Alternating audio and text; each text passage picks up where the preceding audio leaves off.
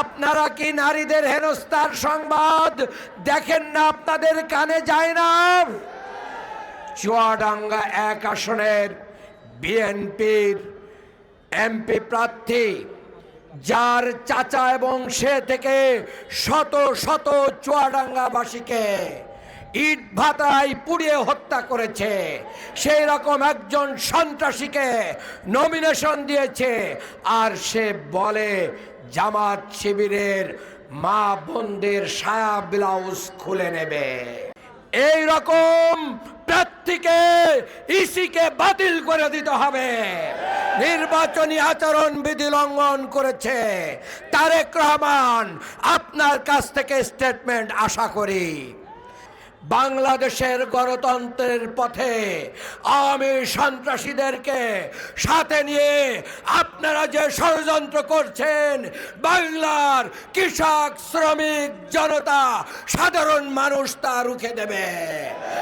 আমি আজকের এই সমাবেশে আমার প্রিয় ভাই শহীদ রেজাউল করিমকে হত্যার জন্য প্রশাসনের গাফলতিকেই দায়ী করছি।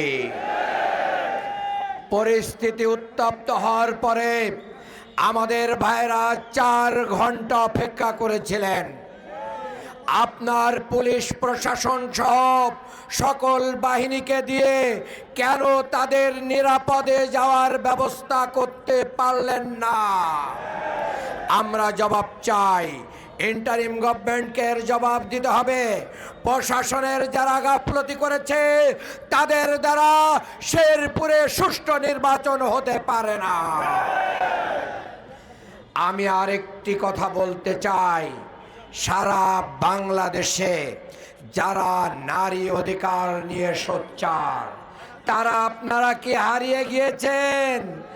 আপনাদের কি পালস নাই? জানটা বুকের ভিতরে নাই? আপনারা কি নারীদের হেনস্থার সংবাদ দেখেন না? আপনাদের কানে যায় না?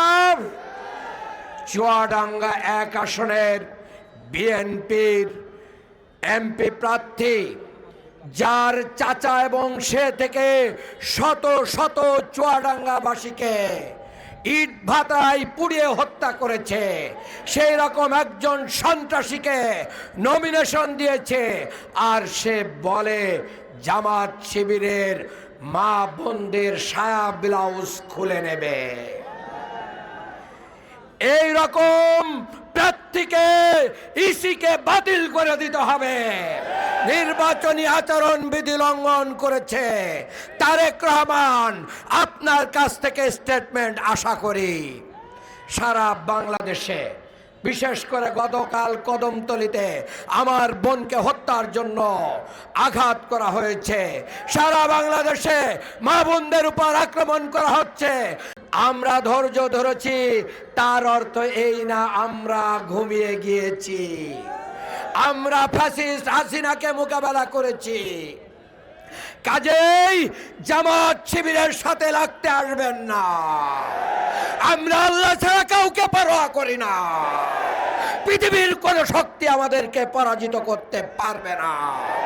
কাজেই বিএনপির সন্ত্রাসীদেরকে বলে দিতে চাই, বাংলাদেশের গণতন্ত্রের পথে আওয়ামী সন্ত্রাসীদেরকে সাথে নিয়ে আপনারা যে ষড়যন্ত্র করছেন, বাংলার কৃষক, শ্রমিক, জনতা, সাধারণ মানুষ তা রুখে দেবে। সবাইকে ঐক্যবদ্ধভাবে 12 তারিখে আবার একটি বিপ্লব করার আহ্বান জানিয়ে আমার বক্তব্য শেষ করছি। বাংলাদেশ জিন্দাবাদ, বাংলাদেশ জামাত ইসলামী জিন্দাবাদ।